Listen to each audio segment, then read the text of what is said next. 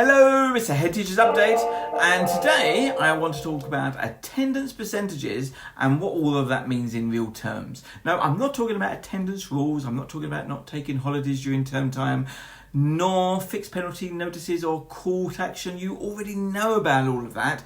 Instead, I want to explain what those attendance percentages we regularly send home actually mean in real terms. Think of them a little bit like a bank statement. The percentage gives you a snapshot, but it doesn't always tell you the full story unless you understand what sits behind it. So let's start at the top with 100% attendance. 100% attendance means exactly that. A child attends school every day they are able to. It's a significant achievement, which is why we celebrate it so enthusiastically at Thames Infants. Across a typical week, children spend around 32.5 hours in school, and during that time they are learning to read, write and develop their mathematical understanding.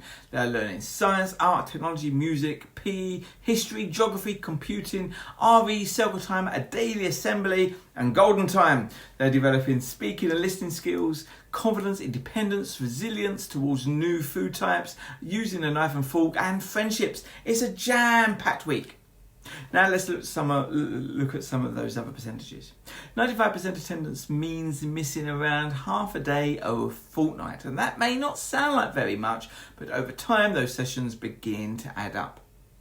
90% attendance still sounds high, but in reality it means missing half a day every week, and that is why 90% attendance is classed nationally as a persistent absence, and why all schools report these figures to the Department for Education.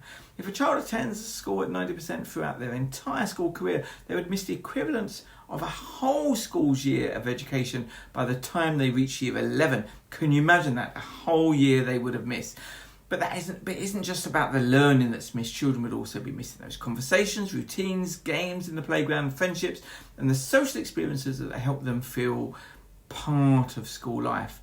Sometimes we see children becoming less confident about coming to school because friendships have moved on. And parents may recognise some of those themes I've discussed in my recent video about children not wanting to come to school. I'll put a link to that at the end. Going a bit further down, 80% attendance means missing around one day every week. And if you've ever worked part-time, you'll know how difficult it can be to keep up with everything that's happened while you've been away. Now, I imagine that challenge through the eyes of a 5 to 6 year old. Schools often use the phrase mind the gap, and the reality is, sadly, that those gaps in learning and social development become harder to close the larger they become. Lessons move on, friendships move on, and children can find themselves just working harder just to catch up with the others.